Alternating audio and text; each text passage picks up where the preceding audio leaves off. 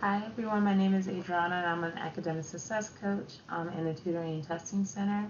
And what I wanted to talk to you all about today is just how to feel more confident and then some tips and tricks when it comes to presenting, right? Because I know more than likely you're going to have to present a presentation or a PowerPoint for one of your classes, and that is one of the most intimidating things that could possibly happen.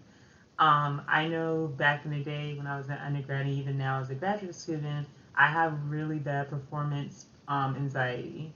So when it comes to presenting, I get very nervous. So what I've learned, which is a really important skill, are some strategies to kind of help me feel more at ease and also more confident. So I wanted to share that with you all for this topic today. So when it comes to presenting a PowerPoint, there are a lot of different things to consider. So the first thing is that you want to really know your audience.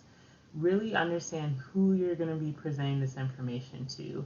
What are some important things to cover, as well as what are some things that you already know your audience is going to know before you start presenting the materials.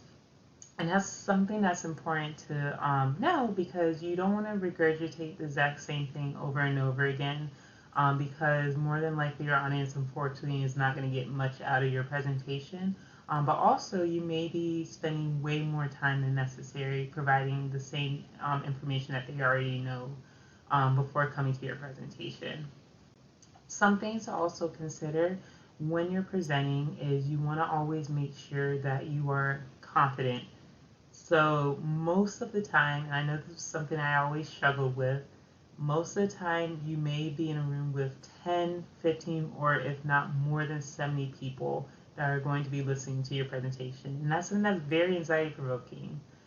So one thing that has helped me and some things that I have encouraged some students to do is to really just focus on one specific area of the room for a certain amount of time, and when you feel comfortable, start moving your contact and also um, your focus to other people, and really gauge how they're feeling about the presentation and if they're really interested in it or not, right? So with that said too, when you're feeling more confident and also knowing your audience, it's also important that you're incorporating information that you know is going to resonate with a lot of your attendees. So, for example, if you're presenting a presentation on psychology, and a lot of people that came in to your presentation want to know about your specific area of psychology, you want to make sure that you give them as much information as you can that's going to interest them, but also making sure that you don't overwhelm them with a lot of information. So this kind of goes into the presentation style, right? So you don't want to have too much text on your slides. You want to make sure that you're not reading everything exactly on the slide itself, but also you want to include visuals, videos, or even examples to help them to get more of your participants and your attendees more engaged as you start presenting the information. So one thing that's also important to note when you are presenting your PowerPoint slide or whatever your presentation may be, you want to make sure that you show your personality with it too. And also, if you have to improvise, it's okay to improvise.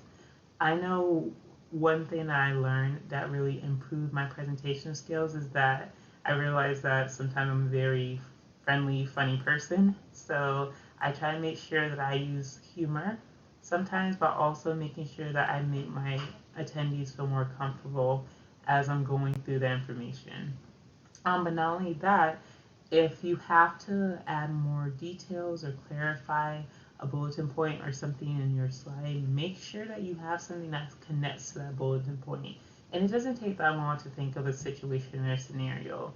So if you have to rehearse it, but making sure you improvise is also beneficial as well. Now, some other things to consider when you're presenting, I do this a lot and I just did it. Make sure to minimize the amount of time that you're saying like, or so. There's some ways to do that. So for example, what I tend to do, especially when I'm presenting, I would think of, for example, if I know I'm going to say I'm going to replace the with a pause. and just go ahead and finish up whatever I'm going to be presenting or the slide I'm going to provide more information towards. So it's important to pause, minimize the amount of times that you're using but also if you have to like just basically present in a way that is going to help your attendees like understand like where you're pointing towards or information that you're going to kind of present, making sure you have an agenda as well. And that's super important because I always like to include an agenda in the beginning of my presentation. And then it also helps you kind of gather and collect your thoughts regarding, okay, what is the outline of my presentation, as well as what am I going to be covering in order for my attendees to kind of get a better understanding of what I'm going to cover. And finally, some other helpful techniques as well when it comes to presenting is you want to make sure that you're pacing yourself. So you don't want to present very slowly or too quickly. Make sure that you have a really good pace for each and every slide, because if you are talking really, really quickly, for example, it's going to be hard for your attendees to really understand what you're saying. But if you're talking really slow, unfortunately, more than likely your attendees may not be more engaged as well. So make sure that you have a really good pace. And finally, one thing that's important to note is that if you have performances like I do at times, especially when it comes to presenting PowerPoint slides, rehearse, rehearse, rehearse. So if you have to practice with a friend, a family member, your dog, your pet, just anyone that's willing to listen, I highly recommend you to do that because it makes you feel more confident, makes you feel more prepared. I highly recommend you to at least present maybe 2 to 3 times if you can. But when you're actually going through your presentation, but also when you're practicing with your friend, family member, pet, whatever, whoever, you want to also make sure that you're presenting in front of a mirror. And the reason why I say that is because it's easier for you to kind of get a sense of how you're presenting and what you look like as you're presenting. So if you have questions in regards to kind of improving or maximizing your presentation skills, or even like getting assistance regarding what to include in a presentation, please feel free to make an appointment with the academic success coach.